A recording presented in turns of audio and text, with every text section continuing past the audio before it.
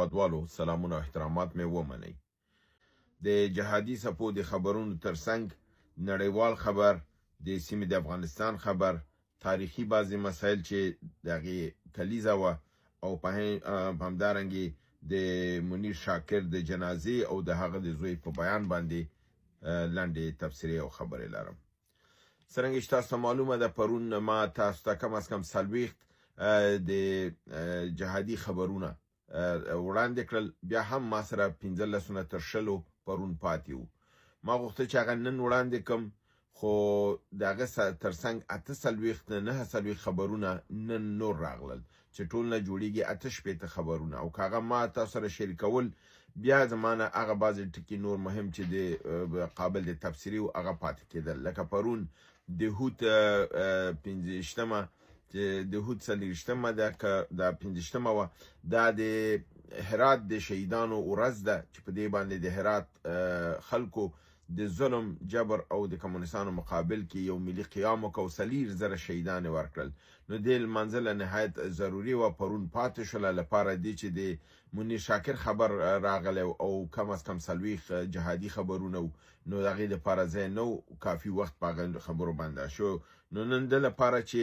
دا وکم خبرونه مې رالنډ کړي دي، په د مهم مې ترې راخیستې دي او نور مې په لنډه کې راټول کړي. درته وایم چې په کوم ځای کې عملیات شوي دي او څومره شوي دي. دغه 58 عملیات به په ټول راونغاړل شي، نومونه د سیمو راخلم او تعداد د وژلو درته وایم چې دا شي، ځکه ټول خبرونه راخیستل مشکله ده. نو که بل یو ورځ چې دغه نه وي، بیا هماغرنګې په تفصیل سره به د هر، ځکه دا د هر ځلې د هر منطقې نه چې خبر راځي هلته ورونه یې بېرته اوري، نو هغې وایي چې زموږ د سیمې نوم، منطقې، هغه واقعه ټول مکمل وایي. نو بعضې دوستان راته ویلي چې په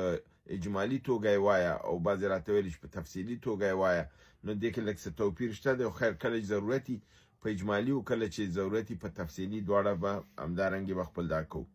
راځم اول خبر ته چې نن ډېر زیات دغه شو. د تاسو ته معلومه وه چې د بولان د ټرین د واقعې نه پس چې پاکستان اردو دغه کول چې د ټول مجاهدین یا ازادي بخونکي مبارزین د منځه وړي دي او خپل کسان یې آزاد کړي دي، چې د هغې په ځواب کې دا دغه راغی چې 214 تنه د پوځیان وژل شوي دي، ټول نه دي دغه شوي آزاد شوي، او دا یو د دروغ پلمه ده. د متصله موږ تاسو ګورو چې یو بله حمله په د هغه په پیمانې په قوت سره په د پاکستان د پوځ په کاروان باندې په د نوشکي په سیمه کې کیږي، چې په دې کې د 2 بسونه چې د نظامیانو نه ډکو، د پوځ نه ډکو، هغه او 2 موټرې چې د بدرګه کولې د پوځیانو موټرې وي. یعنې بعضې خبر کې 2 بسونه راغلي، بعضې کې 8 راغلي دي، خو ما دا 2 بسونه راخیستي سره د 2 هغه نظامي موټرې چې دوی سره روانې وي. او دا ویل کېږي چې د کوټې او د تفتان د سرک په دغې لویه لاره باندې د نوشکي په ساحه کې دا دغه شی واقع شوې ده. د دغې موټرونه مخه نیول کېږي، موټرونه سوځول کېږي، او که د کېږي 90 تنه د پوځیان پکې وژل کېږي او 30 تنه پکې زخمیان کېږي. پوځیانو خپله دا ویلي چې 11 تنه مړه دي او 20 تنه زخمیان دي، خو دلته مجاهدین وایي چې نه، وژل شوي 90 تنه دي او زخمیان 30 تنه دي. چې د هغې لویې واقعې نه پس دا واقعه واقعا یو لویه ضربه ده بل، او حکومت پاکستان ته دا خبر ورکول دي چې کومې دعاګانې دی په نړیواله سطحه کوي، دا درستې نه دي او غلطې دي. د همدارنګې د بولان په ولسوالۍ د منجوبند په سیمه کې 7 تنه کارکوونکي چې د سبي شوران د کمپنۍ په دا کې کار کوه، په دې دا کې دا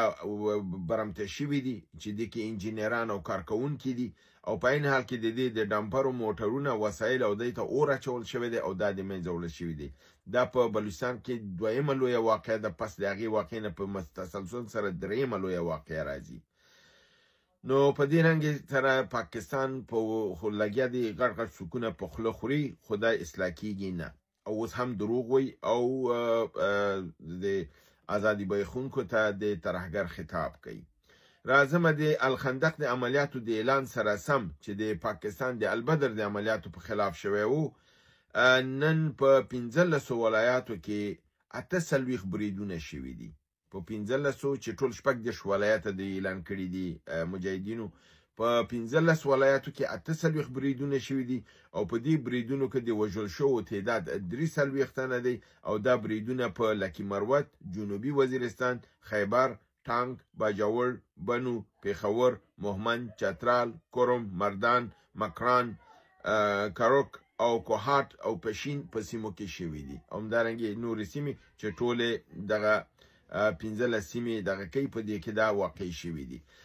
د لپاره چې دغه د هر یو چې کوم ځکه دوه مړه شوي 4 او 6 او دارنګي هغې په عوض مې درته مجموعه ټول ویلې چې 43 تنه ټول مړه شوي دي او ساحې دا دي او 48 عملیات شوي دي.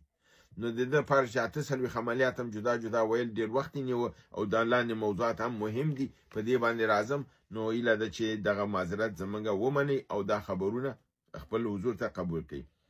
د منیر شاکر د جنازې او دغه په هغه لاریون کې د پښتنو ډیرو تعداد د لسګونو زرو نه زیاتو کسانو پکې ګډون وکړ. د لر او بر आवाज یو ځل بیا اوچت شو او دا شعار ډیر په لوړه باندې ورکول کېده چې یہ جو وردی ہے اس کی یہ جو دهشتګردی ہے اس کی پیچھے وردی ہے. دغه چې دهشتګردی ده دې شاته وردی ده او دا وردی د پاکستان د پوځ ده. یعنی دا دهشتګرد چې دی دا نه بلوچ دی نه پښتون دی بلکې دا د پاکستان پوځ دی او دغه پوځ دهشتګرد دی او نړۍ باید دا وپیژني او د دې دا شعار ډیر په ښکاره باندې وویل شو. پرون یو ورور ماته لیکلي چې ته دا وایې چې منیر شاکر چې دی دا د پاکستان استخبارات وجلی. تاسو سره پروف څه دی؟ تاسو ټول نړیوالو څومره خبري څنګه ته لاړ شي ټول هم د یو خبره کوي چې دا سړی په خپله کېدلی او د خپې نه انسان نه مړ کېږي. دا شفخانې ته داسې حالت کې رسول شوی و چې دا بچ کېده ځکه چې سترګې رغېدلې وې خبرې یې کولی شولې. نو څنګه دا او د دې تایید نن په ده کې وشو چې د دې جنازې په دې کاروان کې عبدالله شاکر چې د منیر شاکر زوی دی خبرې وکړلې. هغه ویلي چې پلار مې تر کوم دقیقې چې ټیټر ته د اپریشن لپاره ننستل کېده نو زمونږ په تصور کې دا نه و چې دا به بیرته به یې مړه راوځي ځکه چې د مرګ خطر ورته نه و دومره. یعنی ساعت خو او حالت خو ځکه د خپې زخمونه زیاتو نور زخمونه نه او د دې لپاره موږ تصور د مرګ نه کو اما په ظرف د یو ساعت کې موږ ته بیرته مړی راوسپارل شو. دغه د ورور ته وایم چې ته ثبوت څه دی؟ دغه ثبوت دی چې دا وژنه د پاکستان د ډاکټرانو په ذریعه باندې په ریډینګ هسپتال کې کړې ده او دی وژلی دی. همدارنګې دغه موضوع چې د جو دهشتګردی اس کې پیچھے وردی ہے د تر شا باندې نریندر مودي د هندوستان صدر اعظم دا خبره کړې ده چې تاسو د نړۍ په هر ګوټ کې چې چېرته ترهګري کار وشي هغه څېړنه چې کېږي د هغې ریشه پاکستان ته راوځي. نو په لحاظه پاکستان د ترهګرۍ یو اډه ده مرجع ده او دا نړۍ دپاره خطر دی او دلته زمونږ دغه ادعام ثابتېږي چې د ګورې نریندر مودي دا خبره کوي دی باید نړۍ ته دی مو کوي مونږ یې مو کو افغانستان ټول او پاکستان وګړي چې پاکستان د اردو چې ده دا ترهګره ده دا د ترهګرۍ تر شا ده بدنامي افغانستان هندوستان نور او کار په خپله کوي. نو دا ډېر زیات یو مهم ټکی دی چې باید ټولو ته ورسېږي. بل یو مهم ټکی دا چې پرون د هود د میاشتې 15مه د هرات د قهرمان ملت د قیام چې د کمونستانو په مقابل کې کړی و د هغه د شهیدانو د دغې ورځ وه. دې ساحه کې باید هغه جنایتکارانو ته هغه احمقو انسانانو ته چې اوس هم کمونستان بری کوي او ډاکټر نجیب ته کله اتل وایي کله قهرمان وایي کله دا کلمات ورته استعمالي. یعنی دا خلک د دومره ذهن او د عقل نه عاري دي چې که دا قهرمانونه دا 300,000 انسانان چا ووژل په هرات کې د دې مسؤل به څوک که کمونستان دومره ښه خلکو او ټول بدی په مجاهدینو کې وو چې دا مجاهدین ولې پاکستان ته لاړل ځکه چې کمونستان نظام نه ویل ځکه دې مور میندې او خویندې د روسانو سره خوشحاله وي ځکه چې روسیې ته به تللې هلته به یې درس ویلی او بېرته جمهوریتي مینیژوب کې به راتللې نو دوی هغې ته خوشحاله وو چې اولاد د اسلام نه ووځي او نوم یې کریموف و عثمانوف و ردیبوف شي نو په دې اساس باندې دوی وی چې دا مجاهدینو دا غلط کار وکړ او دا غلطي په مجاهدینو اړې نو دوی بیا ډاکټر نجیب ته اتل او قهرمان وي که دا اتل او قهرمانو دا 4,000 شهیدانو وینه به جواب به څوک ورکوي که دا قهرمانو دا ملت ولې دا ورځ لمانځي ولې د دې ورځې نه دفاع کوي ولې دا ورځ قدرمن ګڼي خو دا ملت قیام بر حق و دې کې خو د امریکا دې ملت ته نه ویل هرات ته چې ته راپاڅېږه په یو ورځ کې 4,000 شهیدان ورکړه چې په د یهودانو کله د فلسطین 4,000 په یو ورځ نه دي وژلي اما دې ډاکټر نجیب بابرک حافظ الامین ترکی د دې دا ډلې په یو ورځ باندې 4,000 انسانان وژلي دي خو دغه احمقه ډله چې ده دغه فاقد د عقل نه چې ده چې راځي ځانون ته به یا استادان د پانتون وي یا به تحلیلګر وي یا به سیاستمدار وي اما بیا به وایي چې ډاکټر نجیب خو اتلو که هغه اتلو خیر دا ملت د قرباني چاته ورکړله دا جهاد خیر په غلطه باندې روانو دا قیام د روسانو د اشغال په مقابل کې غلط روانو او که قیام صحیح و او دا اشغال غلطو نو بیا دا سړی خو قهرمان نشي کېدلی یوه لاره باید ونیسئ تاسو دواړو سر د ډول مه وهئ چې کله ملت ورځ د جشن نیسي د روسانو د ماتېدلو بیا هلته وایي چې او ملت قهرماني کړې وه چې کله ملت د 40 د هوت نیسي شهیدان شي او ولاده که شهیدان شوي دي خو هغه شهید نه دی او که هغه شهید دی بیا دا شهیدان نه دي خیر دا څه شی دي دا هغه مهم ټکي دي چې زموږ ځوانان باید په دې پوه شي هغه احمق ډلې چې ځان ته اوسه که داسې استادان چې هغه نجیب ته اتل وي او هغه چې پوهنتون کې درس ورکوي زه د ټول ملت د افغانستان ته او ټول د حکومت ته وایم چې داسې کسان پوهنتون ته مه پرېږدئ ځکه دا آینده نسل ګمراه کوي په غلطه لارې وړي د ملت د قیام د وینې د قربانۍ باندې پرېږدي او یو جنایتکار ته قاتل ته خاین ته کمونست ته کافر ته یو کافر ته چې هغه په دین دی الله په رسول په مقابل کې ودرېده او لینن ته سجده کوله هغې ته وایي چې دا اتل دی داسې انسانان مکتب ته او په میډیا کې مه راپرېږدئ د ده مخه ونیسئ که نه دا خلک ډېر مدارع او فساد کوي د ده لپاره د هرات د قهرمان ملت ته او د هغې شهیدانو ته د الله تعالی نه په جوار رحمت کې ځای غواړم جنت فردوس ورته غواړم او د دې د شهیدانو د وینې په برکت د افغانستان ته الله امن راولي او هغه جنایتکاران چې رزاق غوندې قاتل ته دوستم غوندې قاتل ته جبار قهرمان غوندې قاتل ته چې د قهرمانۍ لفظ ورته ډاکټر نجیب په دې ورکړی چې قتل یې ډېر زیات کوه خپله نجیب قاتل ته چې څوک دی د قهرمان او د اتل خطاب کوي دا په خپله جنایتکاران دي او دا جنایتکاران باید محاکمه شي آخري ټکی چې دا هم د ذکر وړ دی او باید تذکر پې وشي او ډېرو دوستانو ماته دا لیکلي وو او ډېر دغه وکړه چې دا د کابل ښاروال چې دی مولوي عبدالرشید بلوچ زموږ د بلوچ ورونو نه دی د ده د راتګ نه پس د کابل څېره بدله شوې ده کابل کې ډېر مثبت اقدامات شوي کابل کې د ترافیکو بیروبارک له منځه تللی دی کابل کې نظم راغلی دی اداره سمه شوې ده هلته په حساب د موټرونو ازدحام د موټرونو باندې د ټکر مسله دا او د لارو او د دغې په دې باندې ویل کېږي چې دا مولوي صاحب چې کله راغی نو خلکو دا توقع نه درلودله چې انجینران راغلل او ډاکټران په نامه راغلل هغوی څه ونه کړل نو دا به څه وکړي اما نن اوس دا افغانستان او د کابل خلک وایي چې دا ښاروال په تیر 500 کالو کې خپل په دې فعالیت او په کار کې ثاني نه لري فلهذا د داسې که ولو مولوي دی خو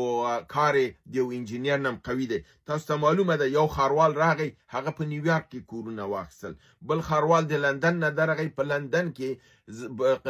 شرابخانې او بارخانې په بیه واخیستلې بل یو راغی هغه په اسیا میانه کې او په دوبۍ کې کورونه واخیستل او د دغه ښاروالۍ نه میلیونران شول او خپل اولادونو ته کورونه جوړ کړل په ظرف د یو کال او 2 کالو کې خپل غم یې وخوړه یعنې دغه یو تن چې د لندن راغلی یو کال دی هلته و